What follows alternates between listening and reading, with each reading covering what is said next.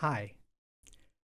I've been procrastinating making this video for such a long time. Um, like every single week I've wanted to make it, I've come up with some sort of excuse or some sort of reason that now isn't the time to make it yet. And I just think that that's going to go on forever. So I've turned on the camera.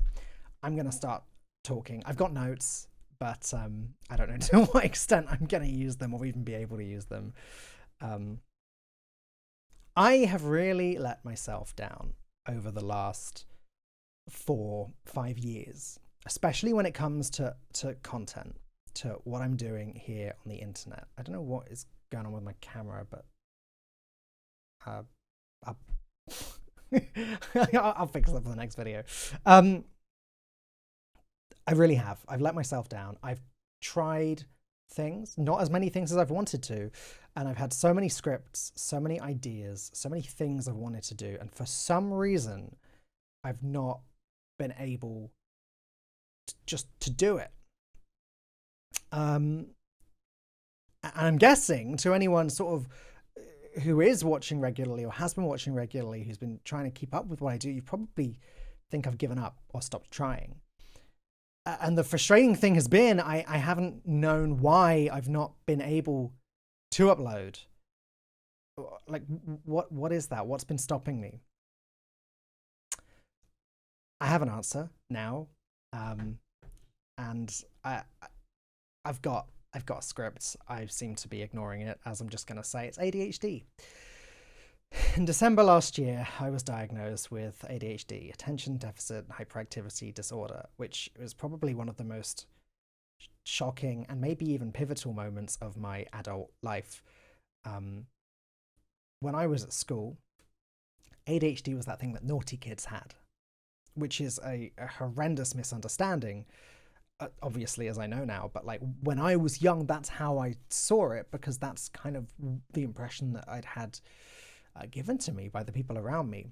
I'd never really experienced or understood what ADHD was outside of sort of behavioral issues, I guess, which I didn't have when I was at school. I was pretty well behaved. I mean, I was head boy. I did very well with my GCSEs. Didn't particularly struggle. Of course, I would never, as a kid, have expected that I had that. I always was on time. I always had homework in on time. I always got to class on time and everything. But I attribute that much more to being an only child, having parents that were on top of things and knew what I was doing and made sure that I was doing what I needed to do. So I think that's ADHD sort of being masked when I was a child. Sort of almost, I was being protected against it without anyone realizing that's what I was being protected against, if that makes any sense whatsoever.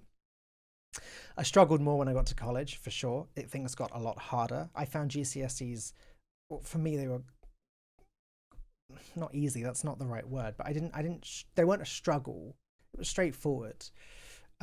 Whereas college, suddenly the structure goes out the window, right? Like you're expected to, you have nowhere near as many lessons, but you have to manage your time efficiently yourself. You have to make use of your free time, of the free periods. And I was not good at managing my time. And college was hard. I went from being a straight AA star student to getting B's and C's. Which was a bit of a wake-up call. And I worked hard, and I did okay at college, and then went off to uni, and again, much more sort of free structure, I guess. But when I was at uni, I started streaming, and that was where the real passion started. I started streaming, I got into Hearthstone, where I started casting. And then those of you that have known me for a long time and aren't new to the channel will know that from 2017 until 2020, I had 3 years of essentially traveling and commentating over tournaments. And then I sort of transitioned from Hearthstone to more general hosting and presenting. And I was having a blast, and it was always fun. It was always exciting. I would go home where I could mostly chill. Obviously, I had to keep up when I was doing Hearthstone. I had to keep up with the meta. I had to make sure I knew what was going on in that scene. But it was a passion. It was fun. I enjoyed it. And then when I had other jobs and stuff, it was just a case of preparing, like on my way or when I got to the hotel, and just making sure I was where I needed to be when I needed to be there. There was no... I didn't need to organize myself. Not really, not outside of the real basics. And it was always so exciting. Then the pandemic happens, struggle for a bit, but then I got into Among Us and I started streaming on Twitch every day, and it was exciting every day to play with my new friends who I played Among Us with, and to see my viewership going up, and of course that was very exciting too. And then after that died down, after I grew tired of Among Us, and my viewership started plummeting on Twitch. We're talking now early 2022, mid 2022, I guess. I started to really struggle. I tried a few things. I tried working on a Halo YouTube channel. I tried working on a Marvel Snap YouTube channel. And I had other things in the pipeline too, but these long projects, they were not working for me. I would upload a video and then I would obsess over the numbers. Because if the numbers weren't going up, then what's the point? You know, that was where my brain was at. It was like, realistically, if you're starting anything on YouTube or anything on the internet, these things take time, right? Like you cannot expect results overnight unless you're ridiculously lucky. And I know that, like, objectively, but being able to actually act on that in a way that is sensible, slow, measured, you know, planned. I kept falling at these hurdles, right? Like I'd upload a video and I'd get the dreaded YouTube 10 out of 10, and I'd think, oh God, I worked so hard on this video. What is the point? And I wouldn't want to continue. Now that's probably all sounds quite normal. In fact, I think it probably is all quite normal for people to feel that way. But for me, it was a stumbling block that I just could not get past. There was also always an excuse, right? Like first I was moving in with Toby and there was all of that transition period. Then I started my relationship with the wonderful Lucy, Candy Evie, and we didn't live close to each other, and so I was having to travel back and forth to see her, and so my structure was gone there, and you know, her YouTube channel also took priority. It's Candy Evie, right? Like it's a big channel. I couldn't do anything to get in the way of that. And then eventually we moved in together, but then we were going to move again. So then there was sort of the waiting for that. And then of course we'll get settled, and then I'll start, right? Then we get settled and then I'll start. And so now Lucy and I have sort of been in our forever home, I guess, for well over a year. And are we settled? Well, sort of. Not really. There's still boxes, you know, there's still so much that I want to do to make the house nice. Toby and I worked hard on this room. He helped me sort all of this out, and it's wonderful. The lights, the cameras, like, this is great. But I was never able to get anything going with it. And that's despite all of the best intentions. Making a new Discord server for the community of mine that are still remaining, and saying, hey, I've got big plans, just wait, I've got big plans. And in my head, it's true, I've got big plans, there's stuff I want to do. But then nothing happens. I can write scripts over and over again for the same video, you know, like write the script and rewrite the script and rewrite the script, and then now I don't want to do this anymore, I want to do it this way, and then rewrite the script again. And I think I even recorded something once, and then it goes into the editing software and I'm like, yes, I've made a start, right, I'm going to spend some time editing this, and I started, and then I never picked it up again. And let's zoom out a bit. That's YouTube, that's work, I guess. Let's talk about life in general. And I'm going to be more open and honest and vulnerable, I think, now than I ever have been before in videos. Well, I guess actually there is a video where I was vulnerable before. Back in 2022, I talked about how I had been diagnosed with depression and how I started taking sertraline antidepressants. And they were great. They helped. Depression wasn't the issue. ADHD was the issue. ADHD and not being able to get back up on my feet and not being able to do anything is what was causing me to be depressed. Life feeling so damn difficult all the time. Like, again, when I was traveling and it was fun and it was exciting, it was easy. But when I'm stuck at home with nothing going on except countless projects that I want to start and just can't bring myself to, procrastinating everything all the time, trying to remember I've got to keep up with my taxes and do laundry and housework and all of that stuff, like, it's hard suddenly, like harder than it should be. And that probably sounds really stupid because it did to me. I just thought I was useless and lazy and rubbish.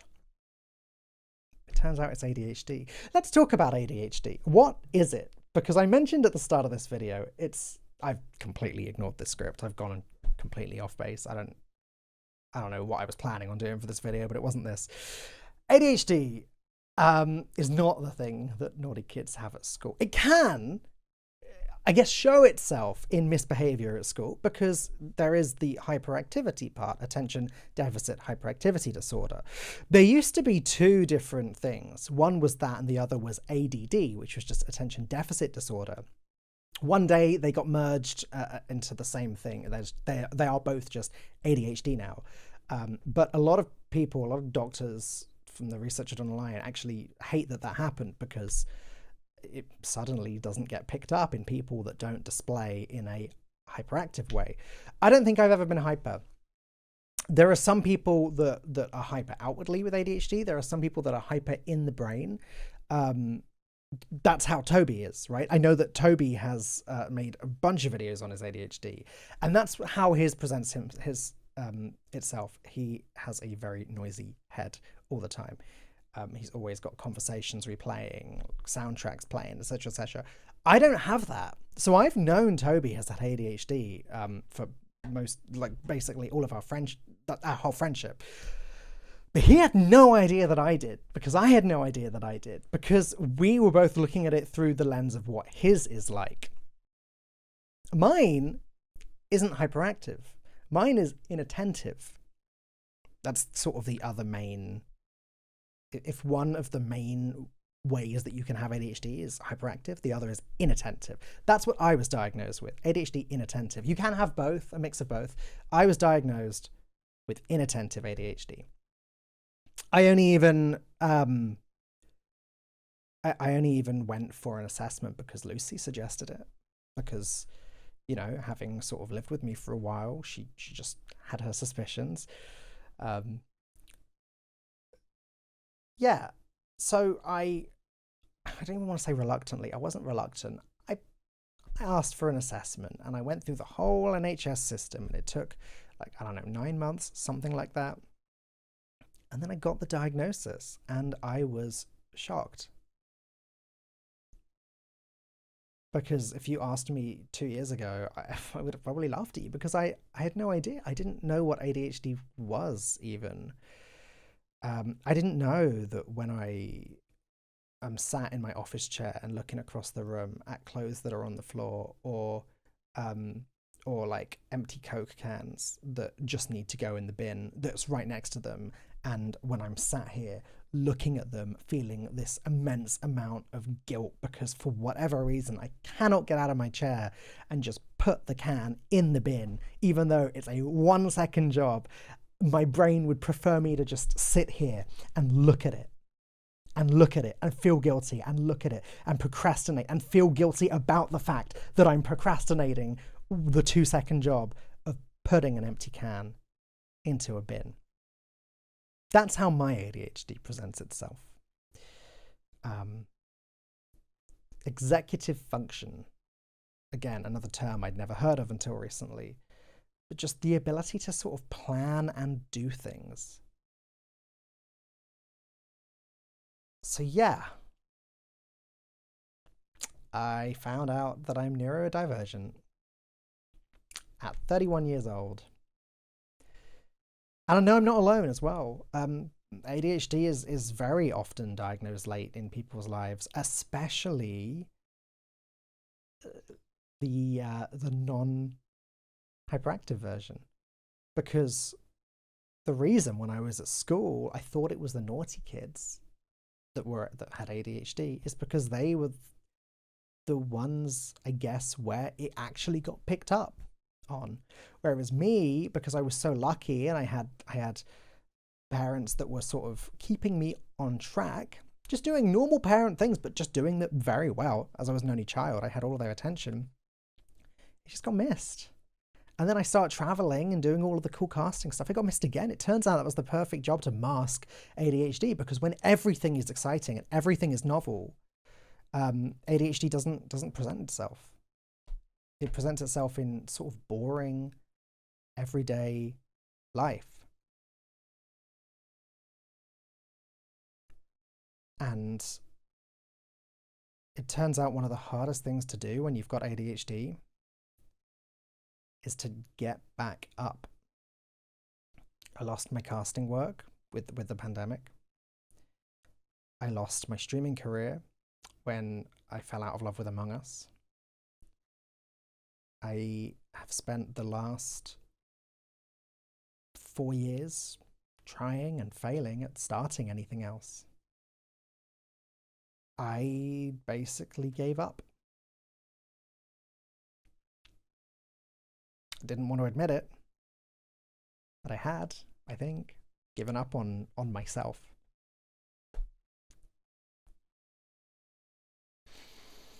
So, fast forward to December last year, I get the diagnosis. People are asking me how I'm feeling. I didn't know how to feel. Part of me thought, this doesn't really change anything. I don't really care.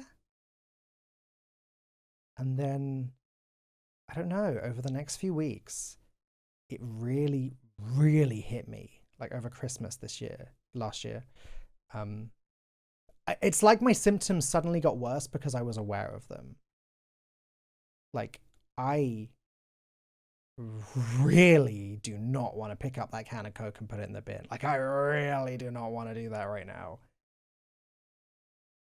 Even though it's right there. Such a strange thing. And again, it's why it never got picked up on. Like, what was I gonna do? Like, as a early 20-something, go to the doctor and say, hey, I'm really lazy. What can you do for me? So, after diagnosis comes the sort of, first I'm angry with sort of myself, with the healthcare system in general and everything for not picking this up, because I can't help but wonder how many things would have sort of been different in my life had I known. And so I think there was a bit of a grief period over Christmas. And then there was the excitement of, okay, but then what happens if I try medication? Like, people say, some people, medication with ADHD is a weird one, because some people react badly to it. Some people say, oh my God, life is different now. It's now easy mode, or I was previously on hard mode and now it's easy mode. And so I spent sort of a couple months in two minds about it, because part of me still refusing to accept I've got ADHD, right? Part of me still like, yeah, maybe I am just lazy and this is all just big excuse. It's just a little cope. But then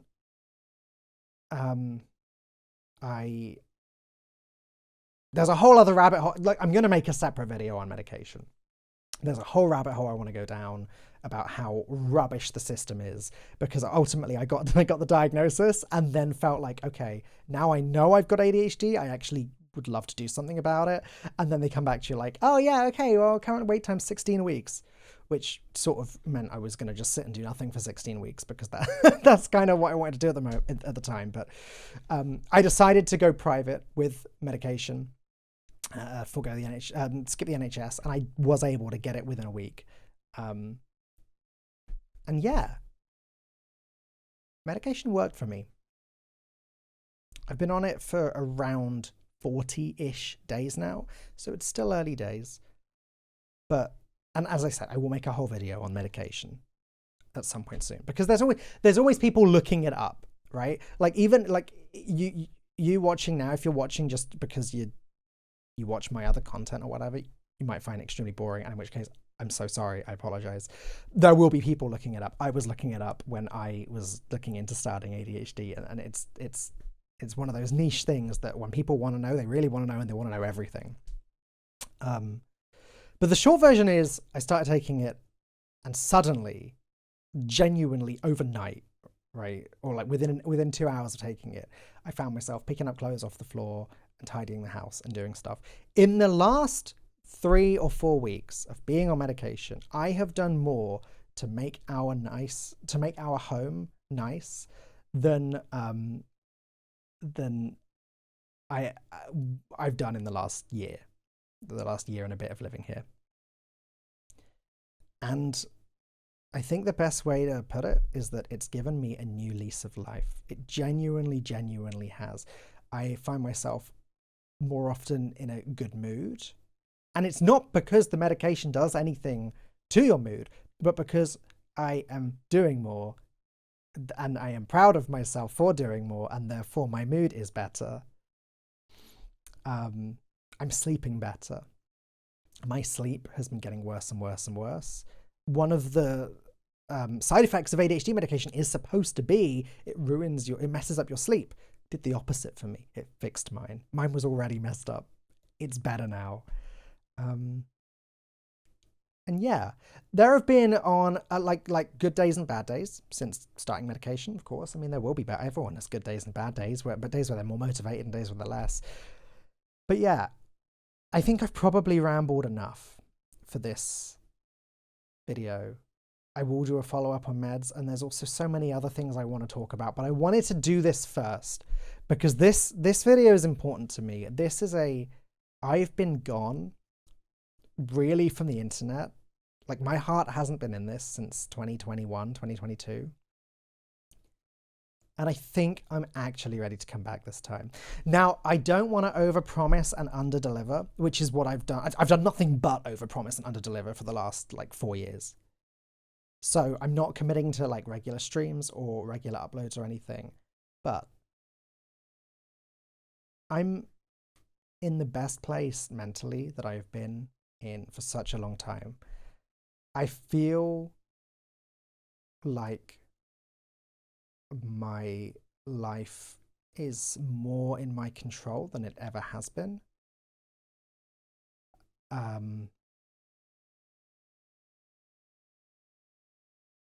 Yeah.